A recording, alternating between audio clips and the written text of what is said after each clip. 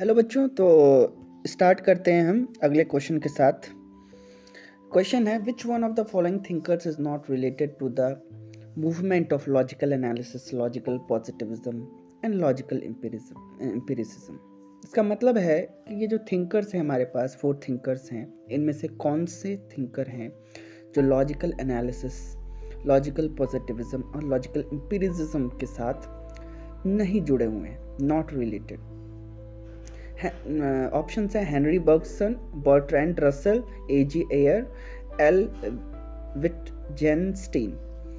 सो इसमें से correct answer is Henri Bergson. अब ये क्या है, हेनरी बर्गसन के बारे में हम थोड़ा सा जान लेते हैं। सो हमारे पास हेनरी बर्गसन है, वो एक फ्रेंच फिलोसोफर हैं जो 1859 टू 1941 तक थे। उनको जाना जाता है for his ideas about time. उन्होंने जो टाइम पे आइडियाज़ दिए, क्रिएटिविटी पे आइडियाज़ दिए, इंट्यूशन पे आइडियाज़ दिए, उसके लिए उनको जाना जाता है। अब क्या क्या है, पहला हम जान लेते हैं। पहला है टाइम एंड ड्यूरेशन। बर्गसन ये मानते थे कि टाइम एज ए ब्लॉक में बटा हुआ नहीं है, जैसे सेकेंड्स में, मिनट्स में ऐसे बटा हुआ नहीं है, लेकिन वो ज़्यादा फ्लूइड है। फ्लूइड है मतलब बह रहा है, is more fluid and continuous है। और वो इस ड्यूरेशन को क्या कहते थे, ला ड्यूरी, फ्रेंच में बोलते हैं ला ड्यूरी। अकॉर्डिंग टू हिम, उनके हिसाब से रियल टाइम जो असली समय होता है, फ्लो होता है, जहाँ पे प्रेजेंट, पास्ट और फ्यूचर आपस में ब्लेंडेड होते हैं। एग्जाम्पल, जब आप किसी बहुत ही सुंदर गाने को, मेलोडी को सुन रहे हो, तो आप सेपरेट नोट्स नहीं सुनते, आप एक कॉन्टिन्यूअस एक्सपीरियंस लेते हैं।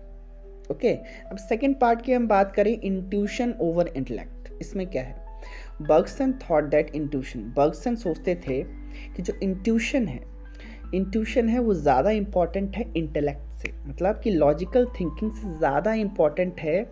जो डीप इमीडिएट अंडरस्टैंडिंग होती है ना, वो ज़्यादा इम्पॉर्टेंट है देन लॉजिकल थिंकिंग।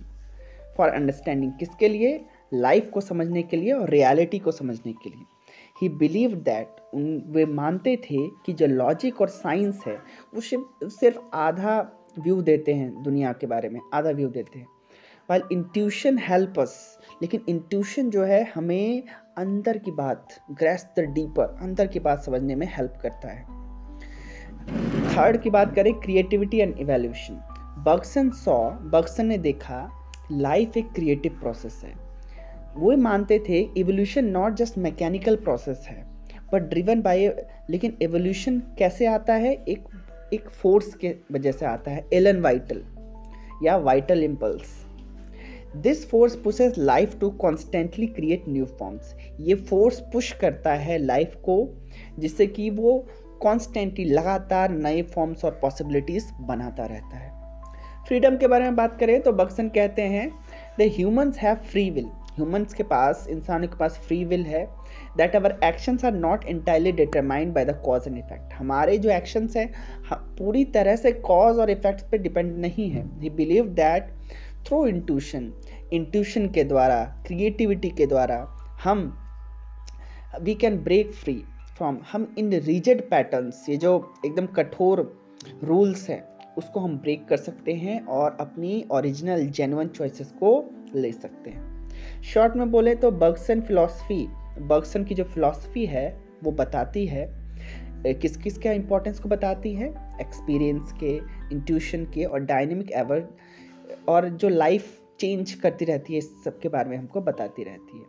ही एनकरेज्ड पीपल, उन्होंने इंकरेज किया, प्रोत्साहित किया लोगों को कि look beyond rigid scientific explanation, कि साइंटिफिक एक्सप्लेनेशन के बाहर भी देखो, एंड एम्ब्रेस द फ्लूइड। और किसको अपनाओ, फ्लूइड को, क्रिएटिविटी को अपनाओ, फ्लूइडिटी को अपनाओ। ठीक है, इन सब के लिए उन्होंने लोगों को प्रोत्साहित किया। So that's all from my and, thank you. अगर आपको हमारा वीडियो पसंद आया, चैनल को लाइक करें, सब्सक्राइब करें, शेयर करें। Thank you.